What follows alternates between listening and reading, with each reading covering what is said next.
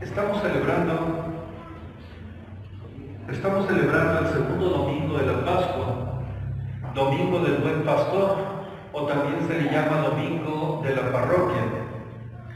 La oración nos dice: oh Dios, que con la humillación de tu Hijo has elevado al mundo abatido, conceda a tus fieles la perfecta alegría, para que hagas gozar de una felicidad sin fin a los que libraste de caer en la muerte eterna por Cristo nuestro Señor.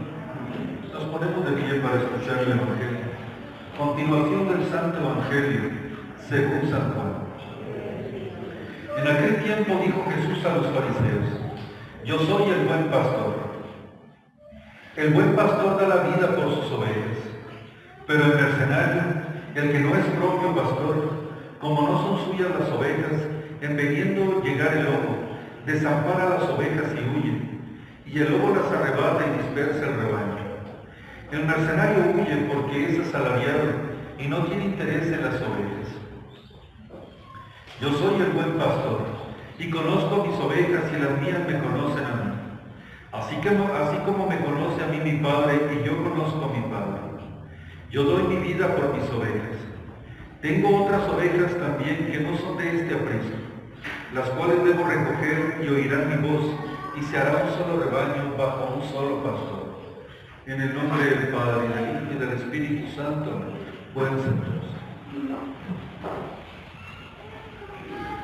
Como dice el apóstol San Pedro, queridos fieles, en la epístola de hoy, desde que Dios nos creó, nos amó, y nosotros lo deshonramos, desobedeciéndolo en el paraíso y cometiendo ya personalmente toda clase de pecados y errores. Somos como ovejas, éramos como ovejas que andábamos descarriadas sin un pastor.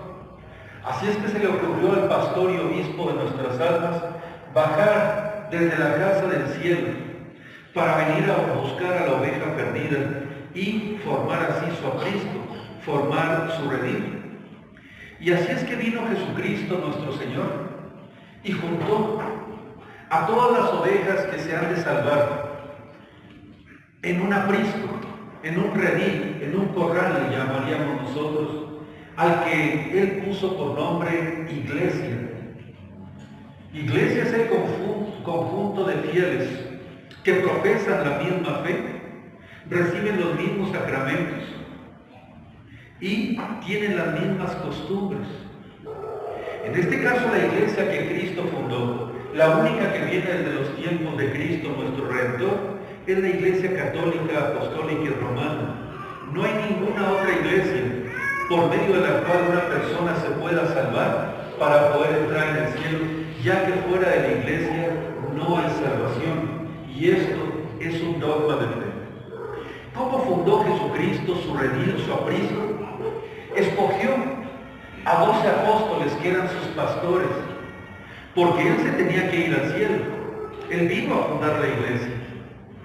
Pero cuando Él se fuera al cielo, dejaría aquí a un encargado, a varios encargados, para que fueran por todo el mundo a predicar el Evangelio y a dar los pastos buenos, los pastos celestiales, a todas las personas que han de salvarse.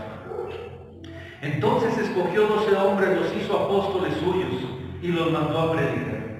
¿Qué es lo que tenían ellos que predicar? Absolutamente lo mismo que Él predicó, sin alterarlo en nada.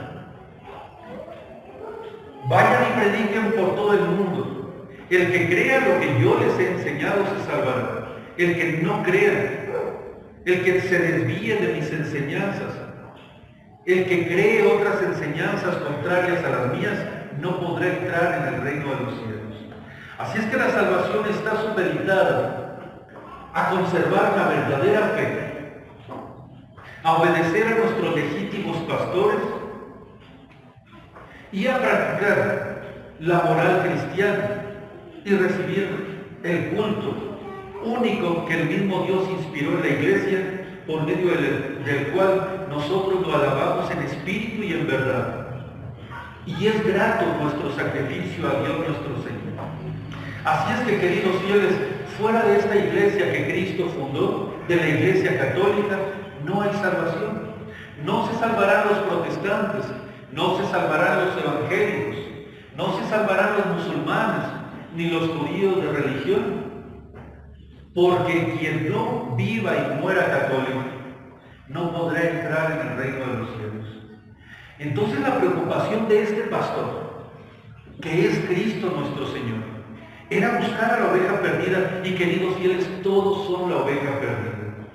Todos somos la oveja perdida. Es decir, porque es protestante lo vamos a despreciar, porque es musulmán lo vamos a despreciar. No, son ovejas perdidas. Y al igual que Cristo buscó a la oveja perdida, nosotros debemos de buscar convertir a la gente, regresarla al redil de Cristo. Pero eso, aunque todos tenemos esa obligación, se los encargó de una manera especialísima a sus apóstoles, a sus ministros. Porque dentro de la Iglesia Católica hay pastores y hay fieles. Están los maestros y están los que aprenden. Están los que rigen y los que son dirigidos. Podemos decir que está la iglesia docente y discente, es decir, que Cristo no puso en la iglesia una sinodalidad, es decir, la iglesia no es democrática. La iglesia no es de que nos pongamos de acuerdo a ver qué debemos de creer, qué debemos de hacer, qué debemos de practicar. No. La iglesia es absolutamente jerárquica. Y Dios puso pastores, y entre los pastores a uno entre ellos que fuera el principal, cabeza visible, representante de Cristo aquí en la tierra. Entonces, la Iglesia Católica tiene una cabeza que en primer lugar que es Cristo. Jesucristo es la cabeza de la Iglesia y nosotros somos sus miembros. Hay sacerdotes, obispos, arzobispos, cardenales. La Iglesia es jerárquica, pero en cuanto a la jerarquía de orden, solamente existen, hablemos nosotros, 4. El primero, que es el obispo. No hay, en cuanto al orden sagrado, algo más arriba que el obispo, porque el obispo tiene la plenitud del sacerdocio. Inclusive los papas son obispos de Roma. Es decir, que en cuanto a un obispo cualquiera y el obispo de Roma, el papa, no existe diferencia en cuanto al orden sagrado. Ambos son obispos. Pero este es obispo de México, este es obispo de Italia, este es obispo de alguna región de Italia, pero el obispo de Roma, el que sea legítimamente electo como obispo de Roma, es el obispo de todo el mundo, es el obispo encargado, el sucesor del apóstol San Pedro, el papa de la Iglesia Católica. La Iglesia es jerárquica, la Iglesia debe de tener un papa. No somos nosotros comunidades separadas, como los protestantes, como los aleluyas, que cualquier fulano puede leerla, aprenderse un tantito la Biblia y crear su iglesia, crear su templo. No, en la Iglesia Católica hay un mandato. Si ustedes se fijan, después de la misa el sacerdote dice, ite, misa est, que significa vayan, que la misa ha terminado. Eso de una manera muy lata se traduce esa frase, pero la frase correcta es, vayan porque yo los envío. Es decir, que para que un sacerdote sea legítimo, tiene que estar mandado por su obispo. Y para que un obispo sea legítimo, tiene que estar mandado por el Papa. Y para que un Papa sea legítimo, tiene que cumplir con todos los requisitos, electo de una manera absolutamente en comunión con la Santa Iglesia, con todos sus antecesores, con todo lo que es Jesucristo nuestro Señor. Entonces, Cristo es el buen pastor, y vino y armó su redil, y dejó un jefe que es el Papa, y dejó a otros pastores que son los obispos dirigidos por el Papa, y dejan a otros pastores que son los párrocos dirigidos por los obispos. Entonces, veamos nosotros el aprisco de nuestro Señor. El pastor supremo, jefe invisible de la Iglesia Católica, cabeza de la Iglesia Católica es Jesucristo. Cuando muere un papa, la Iglesia no se queda sin cabeza. Eso sería impío pensar. Sigue sosteniendo al cuerpo místico de Cristo, a toda la Iglesia, el mismo Cristo. Pero Dios, al momento de poner a San Pedro como príncipe de los apóstoles, como el pastor supremo de toda la Iglesia, le dio prerrogativas para que él pudiera desempeñar su oficio. Un verdadero papa no se puede equivocar cuando habla ex cátedra, es decir, cuando habla en cuestiones de moral, de culto, de doctrina, como pastor supremo de la Iglesia, y con la intención de que sea una doctrina definitiva. El Papa no se puede equivocar con esas condiciones. Todos los obispos nos podemos equivocar, el Papa no. Un Papa legítimo, por supuesto. ¿Cómo conocemos nosotros que un Papa no es válido? Porque ha habido varios papas inválidos en la Iglesia Católica, no solamente en la actualidad, sino en el pasado. Ustedes vean la hermosa y gloriosa y victoriosa historia eclesiástica. Ha habido muchos antipapas en la Iglesia Católica. Muchos que subieron al trono de San Pedro, pero no eran legítimos. Le hacían daño a la Iglesia. Se reunían los obispos, tenían que solucionar los problemas, las crisis del papado. Nosotros estamos sufriendo la sede vacante desde hace 60 y tantos años, con estos anticatólicos, heresiarcas, que están destruyendo más que ayudando a la Santa Iglesia Católica. Entonces, el pastor supremo es el Papa. Papa no viene de la palabra papá, viene de 4 palabras y que cada una de sus iniciales forman la palabra Papa. P-A-P-A. Petrus, la primera P. La primera A, apóstolos. Petrus apóstolos, Pa. Potestatem, accipiens, Papa. Petrus apóstolos, potestatem accipiens. El que tiene la potestad de Pedro el apóstol, eso significa Papa. El que tiene la potestad de Pedro el apóstol.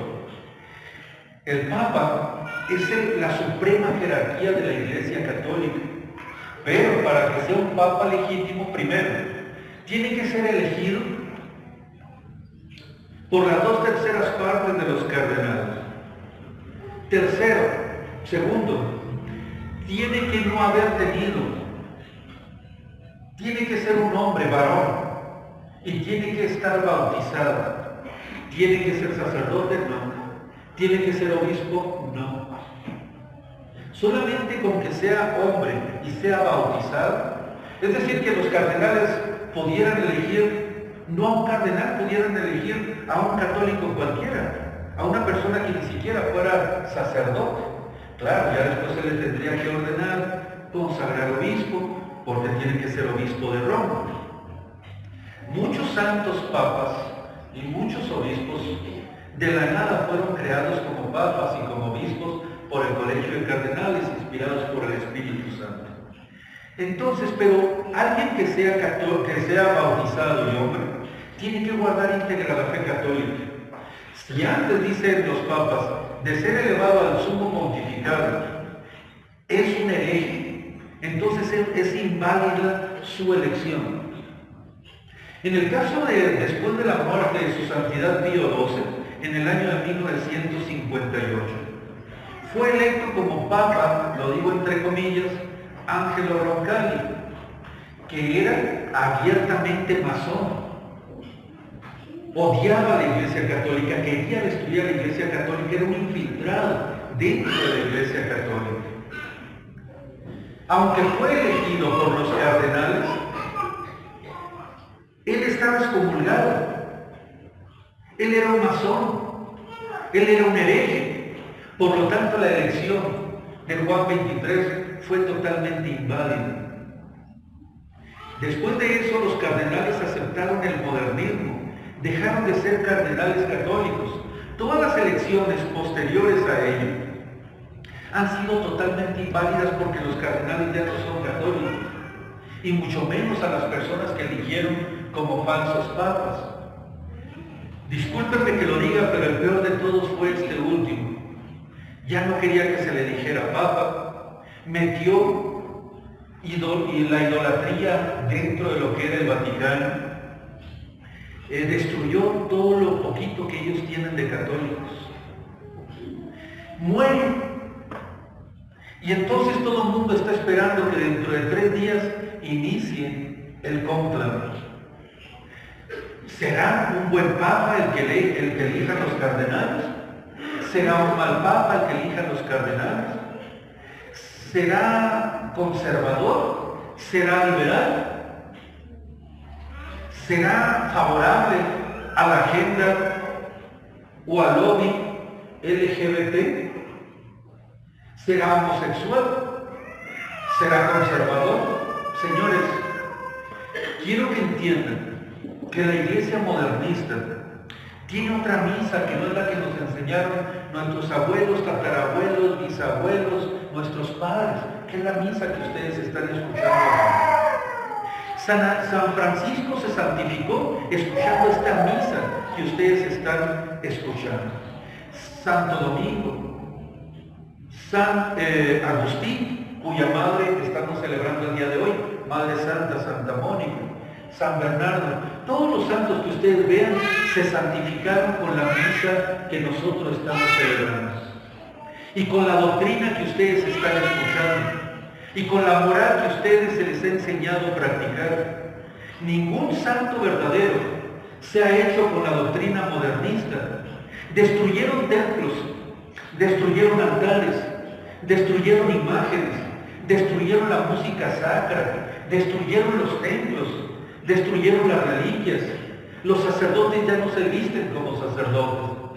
Si no nos dicen que fulano de tal es el sacerdote de tal parroquia, ni lo conocemos ni lo sabemos.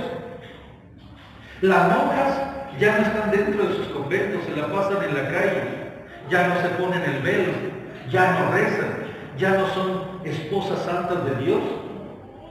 Parecen más bien trabajadoras sociales en la calle, monjas bailadoras, monjas con guitarras, monjas rockeras. La iglesia modernista prácticamente se ha hecho una iglesia totalmente distinta. Ya es otro aprisco, ya es otra cosa, ya no es la iglesia católica. Los sacerdotes ya no se ponen los ornamentos sagrados, ya no son ordenados con la verdadera fórmula de la ordenación. Ahora cualquier fulano da la comunión, cualquier fulana da la palabra, se sube acá a dar la palabra. Eso no es católico. Eso no es católico. Nadie, ni nuestros padres, ni abuelos, ni bisabuelos, nadie nos enseñó que se debe recibir la hostia en la mano, que cualquier fulano puede agarrar los vasos sagrados, los cálices, que cualquier fulano pueda dar la sagrada Eucaristía. La iglesia modernista está completamente separada de lo que es la verdadera fe católica, la verdadera iglesia católica. Y todo esto empezó allá en el Vaticano. Así es que, ¿por qué están observando? ¿Será un papa conservador? ¿Será un papa liberal? ¿A quién van a elegir como papa? No lo sabemos, queridos fieles, pero nada bueno puede salir de eso. ¿Por qué? Porque hay 3 principales cardenales, 2 de los cuales son muy probablemente que sean elegidos de ellos, son homosexuales. Imagínense ustedes. Y el otro es comunista. Así es que, ¿qué podemos esperar nosotros de eso? Además, como les digo, la iglesia modernista ya es otra iglesia. Ya no podemos nosotros esperar más que rezar y rezar. Porque una cosa sí es cierta, no se va a acabar el mundo sin que tengamos un papa legítimo. Tiene que haber un papa, porque el papa es el que rige la iglesia católica. El papa lo necesitamos. Necesitamos un papa, no podemos estar toda la vida como ovejas sin pastor. Pero téngalo por seguro que ese no va a venir de aquellos. Aquellos cardenales ya son masones, la mayoría de lo que hay dentro del Vaticano es masonería. satanismo y tantas otras cosas. De tal suerte, queridos fieles, no volteen a ver a la Roma pagana, no volteen a ver al Vaticano modernista. Mejor hay que luchar porque los obispos que quedamos católicos, los sacerdotes que estamos católicos y los fieles que tenemos, que somos católicos, recemos porque Dios nos mande un Papa legítimo. Recemos porque nos mantengamos unidos con nuestro obispo, con nuestros sacerdotes y conservemos la fe católica hasta el último día de nuestra vida. No porque está pasando esto en la iglesia vamos a perder la fe y nos vamos a ir con los protestantes, con los aleluyas. No, señores. Católicos nacimos, católicos nos morimos.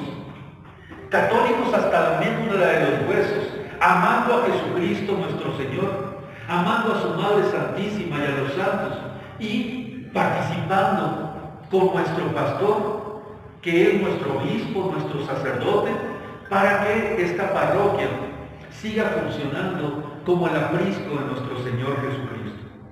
Yo soy el buen pastor, dijo Jesucristo, y conozco a mis ovejas y mis ovejas me conocen a mí. Y aquí estamos siguiendo a nuestro buen pastor que es Jesucristo y a nuestros pastores que Él dejó aquí en la tierra para que nos enseñaran, nos cuidaran y nos guiaran hacia el camino de la eternidad. Entonces, un sacerdote verdadero, un obispo verdadero, un obispo católico, tiene que estar dispuesto, al igual que Cristo, de dar la vida por sus ovejas. No se hacen las cosas por dinero, no se hacen las cosas por un malo interés. Cuando un sacerdote es ordenado, tiene que estar dispuesto y ensanchado su corazón para que cada uno de ustedes sea amado por Él. Cristo dio la vida por ustedes y por mí. El sacerdote y obispo que se digan verdaderamente católicos deben estar dispuestos a dar la vida por cada uno de ustedes. En el seminario no solamente se estudia para poder aprender la teología. En el seminario no se estudia solamente para dar consejos. En el seminario se aprende a amar lo que Dios ama, que son principalmente ustedes, queridos fieles. Un seminarista va creciendo y se nota que va creciendo en el camino de Dios cuando se va preocupando por los fieles. Se va preocupando porque avance la fe católica, porque Dios sea adorado, porque las almas no se pierdan. Si un seminarista tiene eso, ya tiene un corazón sacerdotal. Que no aprende casi latín, que no aprende casi esto, es muy importante que lo aprenda. Pero si su corazón se hace un corazón sacerdotal, pastoral, entonces se está prácticamente preparado para ser sacerdote. Ustedes son lo principal para Dios y para nosotros, queridos fieles. Ustedes son las ovejitas de Dios. Y ay de mí, pastor de Dios, que por culpa mía, por flojera mía, por ignorancia mía o por desinterés mío, algunos de ustedes se llegue a perder. El sacerdote, al igual que Cristo, debe de estar como el buen pastor, dispuesto a dar la vida, a dar su tiempo, a dar su cansancio, a dar su salud, a dar todo lo que es y todo lo que tiene para que ustedes al último crezcan en el camino de Dios y lleguen al reino de los cielos.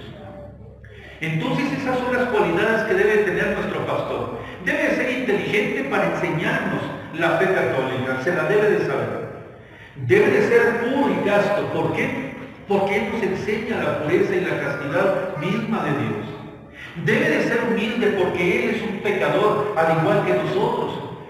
Pecador al cual Dios le dio el oficio de sacar del pecado, de sacar de las espinas del pecado a las ovejas perdidas. ¿Cómo un pecador puede andar sacando a otro pecador? Por eso el sacerdote debe de pedir perdón por sus propios pecados, ofrecer sacrificios y oblaciones tanto por los pecados de su pueblo como por los pecados propios, porque él mismo está revestido de debilidad. Su pastor debe de ser celoso, que no se le pierda ninguna oveja, que no se le vaya ninguna a un aprisco que no sea el de Cristo, que no se me vaya a hacer nadie protestante, que no se me vaya a hacer nadie adúltero, que nadie se me vaya a hacer alejado de la fe. ¿Por qué? Porque tiene que encontrar en mí, como pastor de Dios, a un hombre celoso que vaya a buscar a la oveja perdida a donde quiera que esté. Esas son las cualidades, queridos fieles, que debe de tener el pastor. Pero ¿cuáles son las cualidades que debe de tener la oveja? Tiene que escuchar la voz de su pastor. No solamente escuchar con atención los sermones y enseñanzas de los sacerdotes y obispos, sino que tiene que hacer hasta lo imposible por practicarlas. Dios prometió que no se va a acabar el mundo sin que siga habiendo iglesia católica, pero no le prometió a cada región que se va a conservar la fe ahí. Yo les prometo, guiado en la palabra de Dios, que la iglesia católica nunca va a ser destruida hasta el final de los tiempos. Lo que sí no puedo prometer es de que aquí en México siempre vaya a haber iglesia católica. Nosotros tenemos los pastores que merecemos y por eso tenemos que rezar por nuestros sacerdotes, darle fortaleza y empujar a nuestro obispo a que se mantenga firme, tanto en la fe como en las buenas costumbres. Rezar por nuestros sacerdotes para que sean santos. ¿Y saben? Rezar por las vocaciones sacerdotales. Los jóvenes, los seminaristas, diario están siendo tentados por Dios para que abandonen lo que un día, con un corazón magnánimo, con un corazón generoso y desinteresado, le dijeron a Dios: sí te sigo, sí quiero ser tu discípulo. Y agarraron el arado y empezaron a trazar los bordes de su santidad para poder ser sacerdotes de Dios. Pero el demonio no los quiere, el demonio los detesta. Y a diario los seminaristas tienen que andar luchando con tentaciones contra la vocación. ¿Será mi vocación o no es mi vocación? La vocación se hace, la vocación se sabe cuando la persona es desinteresada de sí y quiere lo mejor para Dios y quiere lo mejor para las almas. Pero el demonio les pone dudas, les pone trabas, les pone tantas cosas para que no lleguen a ser sus peores enemigos. El peor enemigo del demonio aquí en esta tierra es el sacerdote. Entonces los seminaristas tienen que andar en una tragedia continua, luchando si será o no su vocación, si soy digno o no de esta vocación, si voy a poder hacer lo mismo en esta vocación, si voy a ser digno de Dios en esta vocación. Recen por los seminaristas, para que Dios les dé la fortaleza y conservarse en el camino que generosamente escogieron. Y no lo escogieron ellos solamente, los escogió Dios a ellos.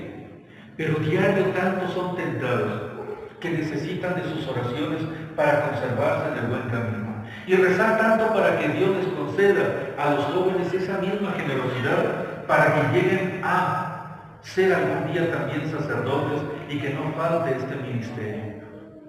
Entonces, queridos fieles, para terminar, Cristo es el buen pastor. Aunque la sede está vacante, la cabeza de la iglesia es Cristo. Pero es una cabeza espiritual que requiere de una cabeza material. Es decir, tiene que haber un papa. Tiene que haber un papa en algún momento. No se va a acabar el mundo sin que haya un papa. Pero mientras esto sucede, por lo menos los fieles tenemos que estar unidos a nuestro obispo. El obispo es el lugar más seguro, donde se enseña la fe verdadera, las costumbres verdaderas, porque Dios de alguna manera lo asiste para que nos enseñe los caminos verdaderos de Dios.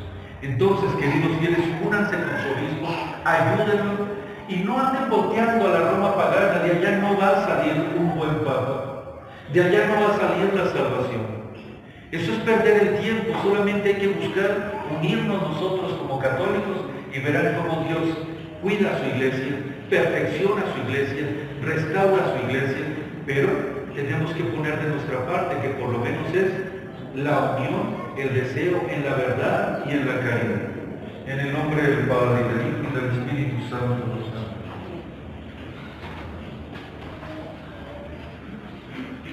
Credo in un Deum Patrem omnipotentem, Factorem Caeli et Terrae, visibilium omnium et invisibilium, et in unum Dominum Jesum Christum, Filium Dei Unigenitum, et ex Patre natum ante omnia saecula, Deum de Deum, lumen de lumen, Deum verum de Deo verum genitum non factum, consubstantialem Patri per omnia parte sunt, qui propter nos homines et propter nostrum salutem deceti decedis.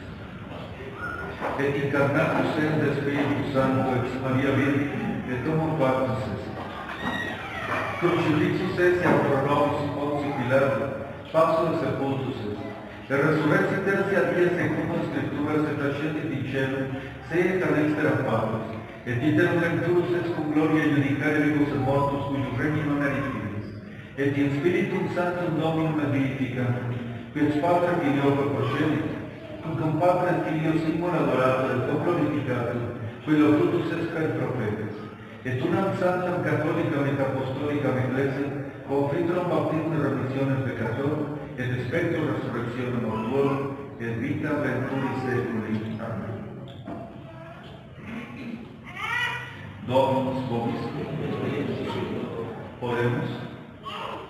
Deus, Deus, Deus, atene luce vigilo, et in nomine tuo levava manus meas, Alleluia.